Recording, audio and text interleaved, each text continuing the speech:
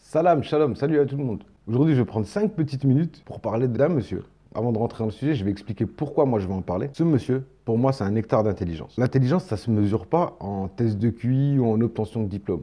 Pour moi, la meilleure définition de l'intelligence, c'est comment tu arrives à survivre dans le milieu qui t'entoure. Je ne suis pas le seul à adopter cette définition. Il y en a qui préféreront favoriser des diplômes ou quoi. Un exemple vaut mieux qu'une pensée. Par exemple, j'ai un ami, il est analphabète, il ne sait pas lire, pas écrire, enfin très très peu du moins. Un jour, il me dit, toi Adnan, je sais que tu es intelligent et tout, tu lis des livres. Et je dis non, je dis c'est pas ça l'intelligence. L'intelligence, elle est plutôt de ton côté. Le mec ne sait ni lire ni écrire, il a une très très belle voiture, il gagne très très bien sa vie, il a une très très belle maison. Je dis, tu arrives à t'en sortir dans un monde où le minimum aurait été d'être alphabétisé. Enfin bref, c'est vraiment pour vous expliquer ma façon de penser par rapport à l'intelligence. Et pour vous expliquer pourquoi le personnage dont je vais vous parler m'a fasciné. Donc ce monsieur, c'est Vincent Gigante. Donc si tu me suis sur mon Facebook, tu as pu voir il y a quelques temps, j'ai mis une photo, j'ai mis cette photo, et j'ai posé la question à savoir qui était ce monsieur. Et j'ai répondu très rapidement. Donc ce monsieur, c'est Vincent Gigante. Alors, alias Chin, le menton, ou The Hot Father, un jeu de mots, ce qui veut dire le parrain bizarre. Il y en a même qui l'ont appelé l'énigme à la robe de chambre. Il est né en 1928 à Manhattan. Et dans sa jeunesse, il a fait une petite carrière de boxeur pro. Ça a été très rapide, avec pas mal de victoires et quelques défaites. Il avait un sacré gabarit, il faut dire. Et ensuite, il est rentré en tant qu'homme de main dans la famille Genovese. Donc, une des 5 familles qui gèrent la côte Est pour la Cosa Nostra aux États-Unis. Homme de main, tueur à gage, hein, parce que Vincent Gigante, en fait, il a été connu pour être l'auteur de la tentative d'assassinat ratée contre John Gotti, donc le parrain de la famille Gambino. Donc, pour bien situer le truc, il y en a qui ont vu le film Le Parrain de Coppola, la trilogie. Là, on est vraiment dans le même truc, hein. C'est exactement à l'identique. D'ailleurs, Coppola s'est inspiré de la vie de Luca Luciano, il me semble, pour faire ce film. Pour bien que vous compreniez, la Cosa Nostra sur la côte Est aux États-Unis, c'est 5 grandes familles.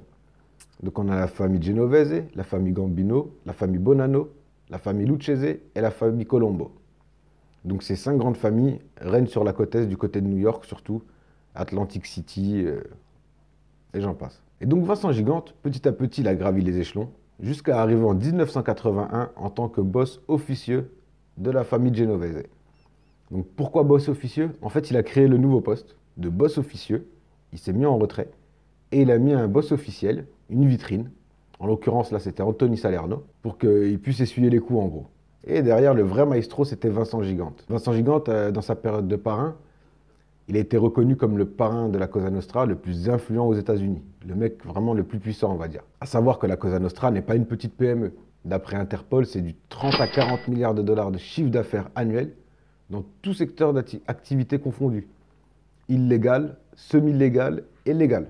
Donc que ce soit tenir des syndicats dans les chantiers de construction, dans les ordures, la prostitution, le racket, j'en passe et j'en passe. Chez les affiliés, il y a un truc qui était important, c'était que le nom de Vincent Gigante ne devait jamais être prononcé. Dans une conversation, pour parler du chef, il fallait faire soit un G avec la main, soit il fallait se toucher le menton. Sinon, c'était la mort assurée à celui qui prononçait son nom. Et là, j'en arrive vraiment sur le détail de sa vie qui m'a le plus fasciné, on va dire. C'est que ce Vincent Gigante, une fois par semaine, et très régulièrement il le faisait, il se promenait en robe de chambre, bas de pyjama, tout décoiffé.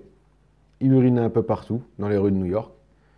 Et il se faisait passer pour un fou, mais clairement pour un fou. Je vais vous mettre 2-3 photos, vous allez voir, le gars, quand on voit la gueule qui tire, on imagine mal que ce soit lui le maître d'orchestre. Et donc le FBI, il a fait ausculter par une batterie de psychiatres, alors que ce soit des psychiatres reconnus comme des moins reconnus, de manière anonyme aussi, pour qu'il n'y ait pas de pression de l'extérieur de la mafia ou de tentative de corruption du psy.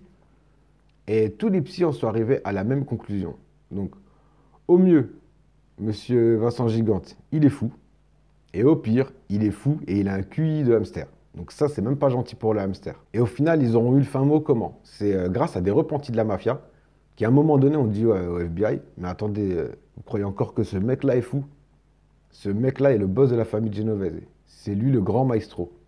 Donc le FBI a sonorisé sa voiture, ils ont placé des micros, Et ils se sont rendus compte qu'effectivement, il donnait bien des ordres et que c'était lui le boss. Et du coup, en 1997, il a été accusé d'extorsion de fonds et de racket. Et il a pris 12 ans de prison. Prison dans laquelle il ne sortira jamais, parce que du coup, il est mort en 2005 dans un centre médical pénitentiaire. Un autre point qui m'a fasciné, c'est qu'il y a eu une enquête d'un journaliste qui s'appelle William Agendal et d'une autre personne. Ils ont fait une enquête vachement sérieuse là-dessus. Je ne l'ai pas lu en entière, j'en ai lu vraiment une grosse partie.